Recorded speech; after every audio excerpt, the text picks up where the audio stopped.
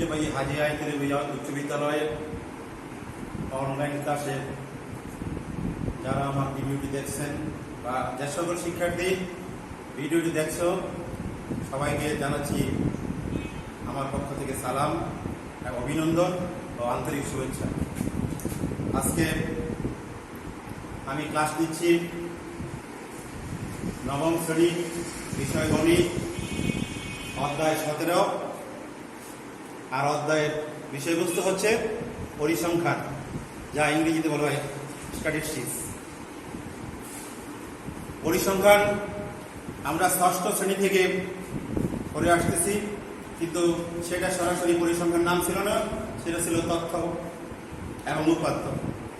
তার এই ধারাবাহিকতায় আমরা ষষ্ঠ শ্রেণী থেকে সপ্তম শ্রেণী, তারপর অষ্টম শ্রেণী, আজ আমরা উপনীত হয়েছি নবম শ্রেণীতে। আর এই নবম শ্রেণীতে তোমরা কি কি শিখবে তা আমরা দেখাচ্ছি তোমাদের। ক্রমযোজিত গণসংখ্যা, গণসংখ্যা বহুভুজ, অধিক রেখা, গড়, মধ্য ও প্রচুরক নির্ণয়। বাংলাদেশ তথ্য প্রযুক্তির যুগ। বর্তমানে আমাদের দেশ উন্নয়নের দিকে ধাবিত হচ্ছে, তোমরা জানো। আর এই তথ্য প্রযুক্তি তৈরি করছে কি? গবেষক। আর গবেষক ব্যবহার করছে কি? তথ্য এবং উপাত্ত। আর এই তথ্য উপাত্ত আমরা জানি সংখ্যা দিয়ে প্রকাশ করা হয়। আর এই সংখ্যা ভিত্তিক তথ্য কি বলা হয়? পরিসংখ্যান। সংখ্যা ভিত্তিক তথ্য বা ঘটনাকে কি বলা হয়? পরিসংখ্যান। আজকে পরিসংখ্যানে আমি তোমাদেরকে বুঝাবো গড় নির্ণয়। কি বুঝাবো? গড় নির্ণয়। আর সেই পদ্ধতিটা হচ্ছে সংক্ষিপ্ত পদ্ধতিতে গড় নির্ণয়। তোমরা আমাকে বলতে পারো স্যার সংক্ষিপ্ত পদ্ধতি আবার কি? সংক্ষিপ্ত পদ্ধতি বলতে পারো আমাদের যে পুরানো পদ্ধতি, যেমন যদি বলা হয় 10 জন শিক্ষার্থীর বয়সের গড় নির্ণয় করো, আমরা কি করে থাকি? 10 জন শিক্ষার্থী বয়স যোগ করে তখন আমরা 10 দিয়ে ভাগ করি। কিন্তু যদি বলি 100 জন শিক্ষার্থীর গড় নির্ণয় করো, সেটা হবে 100 জন শিক্ষার্থী বয়স যোগ করে। সেই গড় নির্ণয় করতে গেলে ভুল ত্রুটি হতে পারে, সেই জন্য সেই ভুল ত্রুটি দূর করার জন্য আমরা কি পদ্ধতি ব্যবহার করব? সংক্ষিপ্ত পদ্ধতি। আর এই সংক্ষিপ্ত পদ্ধতি ব্যবহার করতে গেলে আমাদের একটা সূত্রের প্রয়োজন। আমি সূত্রটা এখানে দেখো বোর্ডে উপস্থাপন করছি চার্টের মাধ্যমে। সংক্ষিপ্ত পদ্ধতিতে গড় নির্ণয়ের প্রতীক হচ্ছে এক্স বার, যার সমান হচ্ছে a plus summation of F I U I by N into H. আর এই প্রতীকগুলোর আমি একটু পরিচয় দিচ্ছি। সেই পরিচয়গুলো হচ্ছে, এখানে এ কি? এ হচ্ছে আনুমানিক গড়। এ হচ্ছে কি? আনুমানিক গড়। আর এফ আই হচ্ছে কি? দেখো, এফ আই হচ্ছে আইতম শ্রেণীর গণসংখ্যা, আর ইউআই হচ্ছে ধাপ বিচ্যুতি, আর এইচ হচ্ছে কি? শ্রেণী ব্যক্তি, আর এন হচ্ছে মোট গণসংখ্যা। তোমরা লক্ষ্য করে দেখো, এই প্রতীকগুলোর পরিচয় তোমাদের জানা দরকার, তাই আমি এখানে উপস্থাপন করেছি বা চার্টে লিখে দিচ্ছি। তোমরা যখন দরকার এই চার্টগুলি পড়ে নিবে, আশা করি সবাই বুঝতে পারবে। আর লক্ষ্য করে দেখো, ধাপ বিচ্যুতির একটা সূত্র আছে। এই যে এখানে একটা নতুন কথা আসছে, ধাপ বিচ্যুতি। ইউআই হচ্ছে ধাপ বিচ্যুতি। আর এই ধাপ বিচ্যুতি বের করতে হলে আমাদের একটা সূত্রের প্রয়োজন। এই ধাপ বিচ্যুতির সূত্রটা কি? দেখো, ইউআই সমান হচ্ছে xi minus a divided by h। H হচ্ছে দেখো আগেরটি শ্রেণী ব্যক্তি, এ হচ্ছে কি? আনুমানিক গড়, আর xi হচ্ছে শ্রেণীর মধ্যবিন্দু, আইতম শ্রেণীর মধ্যবিন্দু।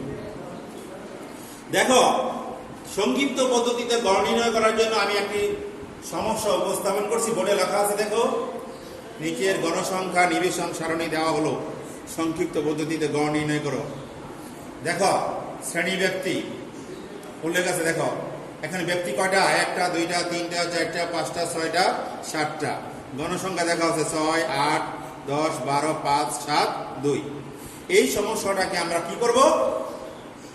এই সমস্যাটাকে আমরা সংক্ষিপ্ত পদ্ধতিতে গড় দেখাবো। সংক্ষিপ্ত পদ্ধতিতে গড় নির্ণয়। পাশের ছকে দেখো সমাধান। সংক্ষিপ্ত পদ্ধতিতে গড় নির্ণয়ের ছক। দেখো, সংক্ষিপ্ত পদ্ধতিতে গড় নির্ণয় করতে অনুভূমিক এবং উলম্ব এই কলাম কয়টা হবে সেটা জানা দরকার। দেখো উলম্ব ভাবে কলাম হবে 5টা, 1 2 3 4 5। উলম্ব ভাবে কলাম হবে কয়টা? 5টি। এটাও জেনে রাখা দরকার, কারণ অনেক বাচ্চারা ছক তৈরি করতে পারে না, তারা জানে না এখানে কয়টা উলম্ব রেখা হবে, উলম্ব কলাম কয়টা হবে, আর অনুভূমিক কয়টা হবে। উলম্ব হবে সংক্ষিপ্ত পদ্ধতি গড়ের বেলায় উলম্ব কলাম হবে 5টি, 1টি 2টি 3টি 4টি 5টি। আর অনুভূমিক হবে এই ছকের উপর ডিপেন্ড করবে, এই ছকের উপর নির্ভর করবে। এখানে কয়টা দেখো, 1 2 3 4 5 6 7 8। দেখো 8টা আছে কিনা, 1 2 3 4 5 6 7 8। আর একটা রেজাল্ট বের করার জন্য, এটা না দিলেও পারো তোমরা, এটা দিলেও হবে না দিলেও হবে। তোমরা আবারও লক্ষ্য করো, আমি আবার বলছি, সংক্ষিপ্ত পদ্ধতিতে গড় নির্ণয় করতে অনুভূমিক কলাম হবে সমস্যা অনুযায়ী, আর উলম্ব কলাম হবে কয়টা? 5টি। এই 5টি কলাম করো আর এই উপাত্তগুলো দেখো। প্রথম গড় হবে শ্রেণী ব্যক্তি, পরেরটা হবে শ্রেণীর মধ্যমান, যাকে xi দিয়ে প্রকাশ করা হয়, আর গণসংখ্যা হবে fi, আর দাব বিচ্যুতি হচ্ছে ui। তার সূত্রটা এখানে দেওয়া আছে দেখো। আর পরের কলাম হবে fi এবং ui এর গুণফল। এখন দেখো আমাদের এই যে ছকটা আছে এখানে সমস্যা, এই সমস্যাটা ছিল প্রশ্নের মধ্যে অনুভূমিক আকারে, আমি এটাকে উলম্ব আকারে দাঁড়া করাইছি। দেখো 31 থেকে 40। আমি আবার একটা কথা বলছি, এটা বাংলা মিডিয়ামে লেখছি, বাংলায় লেখছি। তোমরা যদি পরীক্ষার প্রশ্ন ইংরেজিতে আসে সেটা ইংলিশে ব্যবহার করবা, যেমন 31 থেকে 40। আমি আবার বলছি, এই যে ছকটা আমি বাংলায় উঠাইছি, তোমাদের প্রশ্নে যদি ইংলিশে থাকে তোমরা এই যে এইগুলি ইংলিশে ব্যবহার করবে, আর এইগুলি বাংলায় লিখলে হবে। আমি আবার বলছি, এইগুলি কিসে ব্যবহার করবা? যদি ইংলিশে থাকে ইংলিশে, বাংলায় থাকে বাংলায়। আমি বাংলায় ব্যবহার করছি, সেই জন্য বাংলায় লিখছি। দেখো 31 থেকে 40 প্রথম কলামে, পরেরটা হচ্ছে দেখো 41 থেকে 50, 51 থেকে 60, এগুলি উপস্থাপন করছি এখানে। তারপরে দেখো এক গড় বাদ দিয়ে পরের ঘরে দেখো গণসংখ্যা আছে 6 8 10 12 5 7 2। 6 8 10 12 5 7 2। আর এই যে এই কলামগুলো, এই যে একটা কলাম, দুইটা কলাম, তিনটা কলাম, এইগুলি তোমরা নিজেরা ফিল আপ করবা। এই দুইটা কলাম শ্রেণী ব্যক্তি আর গণসংখ্যা, এই দুইটা প্রশ্নে দেওয়া থাকবে, আর বাকিগুলো কিন্তু তোমাদের মাথায় থাকতে হবে কিভাবে করতে হবে। তোমরা লক্ষ্য করে দেখো, তোমরা বলতে পারো স্যার 35.5 এটা শ্রেণীর মধ্যবিন্দু কিভাবে হলো? আমি এটা ব্যাখ্যা দিচ্ছি, শোনো। শিক্ষার্থীরা শুনে মনোযোগ সহকারে, আশা করি সবাই পারবে। এই নিয়মের অঙ্ক যদি তোমরা দেখো, নতুন একটা অঙ্ক, তাহলে পারবে। 31 থেকে 40 এটা এই দুইটা যোগ করবা, 31 আর 40 যোগ করলে কত হয়? 71।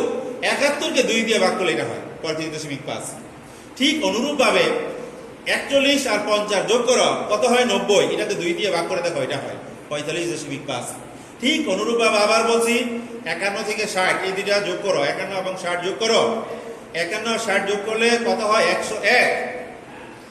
111, এটাকে 2 দিয়ে ভাগ করে দেখো, এটা হয়। ঠিক এইভাবে তোমরা সবগুলো মান বের করবা, মধ্যমান। এখন বলতে পারো স্যার দাব বিচ্যুতি কিভাবে বের করছেন, এটা দেখাচ্ছি। এখানে একটা কথা জেনে রাখা ভালো, মাঝখানে দেখো শূন্য দেওয়া হয়েছে। এই শূন্য বরাবর দেখো মধ্যবিন্দু 65.5, এটাকে আমি ধরছি এ।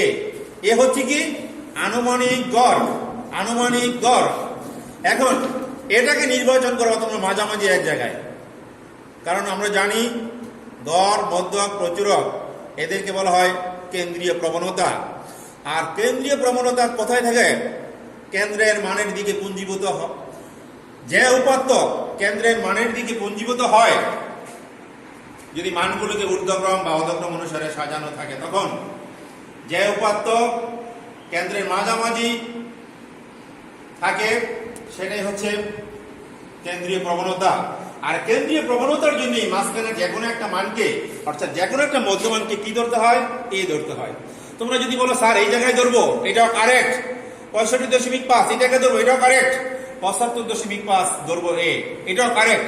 তোমরা এইখানে যে কোনো একটা উপাত্তকে যদি এ ধরে নাও, উত্তর কিন্তু একই আসবে, এটাই আসবে।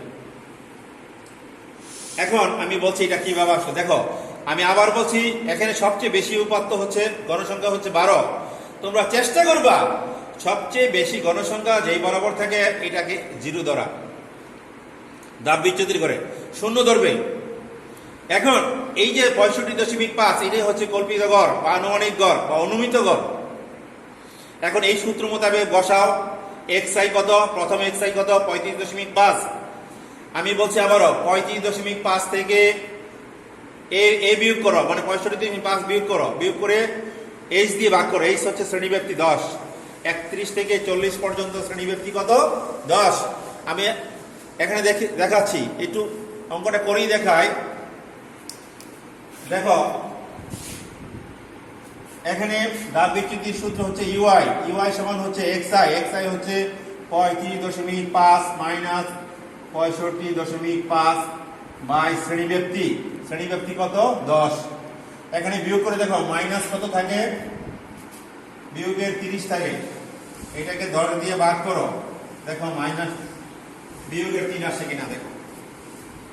ঠিক সবগুলো পদ আবার দেখো 45.5 থেকে 65.5 বিয়োগ করো, বিয়োগ করে 10 দিয়ে ভাগ করে দেখো -2 আসবে। আবার 55.5 থেকে 65.5 বিয়োগ করে এটাকে 10 দিয়ে ভাগ করো, দেখবা এটা আসবে। ঠিক এইভাবে তোমরা পর্যায়ক্রমে এই দাগ বিচ্যুতিগুলি পাবে, অবশ্যই পাবে তোমরা। অ্যাজ ফর এক্সাম্পল এটা দেখো 85.5 থেকে 65.5 বিয়োগ করো, 10 দিয়ে ভাগ করো, দেখো 2 আসছে। আমি এই কলামটা যদি বুঝাইতে পারছি কিনা জানি না, আমি আবার উপস্থাপন করছি এই সূত্র। এটা দেখো, এটা দেখে পড়তে এই 35.5 এর জায়গায় একবার এটা বসাবে, আবার 35.5 এর জায়গায় একবার 50 এটা বসাবে, এইভাবে পর আর এই বাকিগুলো ঠিক থাকবে। দেখো ভাগ করতে যাবে, দেখো এই সবগুলো মিলে যাবে।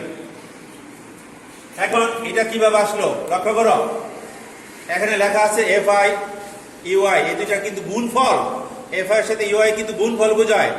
এখন এটাকে এটা দিয়ে গুণ করে দেখো, 6 দিয়ে -3 কে মানে বিয়োগের 3 কে গুণ করে দেখো -18 আসছে। ঠিক অনুরূপভাবে 8 দিয়ে এটাকে গুণ করে দেখো, এটা আসছে -16। 10 দিয়ে এটাকে গুণ করে দেখো, এটা আসছে। ঠিক 12 দিয়ে 0 কে গুণ করলে 0 হয়। ঠিক 5 কি 5, 7 দুগুণে 14, 3 দুগুণে 6। পরবর্তীতে দেখো কি করছি, আমাকে পেতে হবে কি জানি, F I U I, summation of F I U I, এটা বের করতে হবে। সামেশন অর্থ কি, এফআই ইউআই এর সমষ্টি বা এফআই মোট এফআই ইউআই এর সংখ্যা।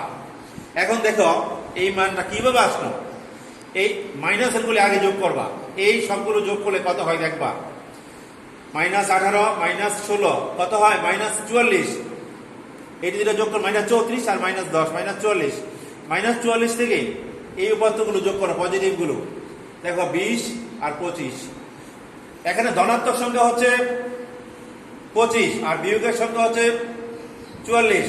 আর এখন বিয়োগ ফল থেকে এটা বিয়োগ করে দেখো, -44 থেকে প্লাসের কত 25 বিয়োগ করে দেখো, মাইনাসের কত থাকে 19। আবার দেখাচ্ছি, এই সবগুলো যোগ করলে কত হয় -44, আর এই সবগুলো যোগ করলে কত হয় যোগের 25। এখন যেহেতু এটা বিয়োগের রাশি বড়, এটা থেকে এটা বিয়োগ করে দেখো, বিয়োগের কত থেকে 19। এ হচ্ছে সামেশন অফ এফআই ইউআই এর রেজাল্ট। এখন আমরা সূত্রটা আবার লিখি পুনরায়। দেখো সংক্ষিপ্ত পদ্ধতিতে গড় নির্ণয়ের সূত্র কি, xi x বার সমান কত a plus summation of F I U I by n into h। আমরা লক্ষ্য করে দেখো এই সবগুলো মান আছে কিনা, লক্ষ্য করে দেখো এখানে এর মান আছে, এই যে দেখো এর মান বলতে পারছো 65.5, আর সামেশন অফ এফআই ইউআই এর মান কত বিয়োগের 19, আর n এর মান কত, n এর মান দেখো মোট গণসংখ্যার যোগফল, এই সবগুলো গণসংখ্যা যোগ করে দেখো কত হয় 50। এই সবগুলো যোগফল দেখো 50, এটাকে কি দিয়ে প্রকাশ করা হয়, n দিয়ে প্রকাশ করা হয়। প্রিয় শিক্ষার্থীরা আমি আবার বলছি, এই গণসংখ্যার যোগফলকে কি দিয়ে প্রকাশ করা হয়, n দিয়ে, আর এই সবগুলো যোগ করলে কত হয় 50। এইটাই হচ্ছে n এর মান। আর এই হচ্ছে কি শ্রেণীব্যাপ্তি 31 থেকে 40। আসলে কিন্তু এটা অবিচ্ছিন্নভাবে নিয়ে তখন যদি বিয়োগ করো তাহলে কিন্তু 10 আসবে।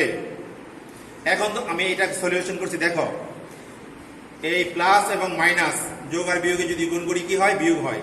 আর 10 দিয়ে এটাকে গুণ করবো, কারণ এটা উপরের রাশি, এটা উপরের রাশি, এই দুইটা যদি গুণ করি 190 আর নিচে 50, ঠিক আছে। এখন এটা দিয়ে এটা ভাগ করছি, রেজাল্ট এত হলো, প্রায় কিন্তু এটা। এখন এটা থেকে এটা বিয়োগ করো, দেখবা এটা রেজাল্ট ফলাফল, চূড়ান্ত ফলাফল কত?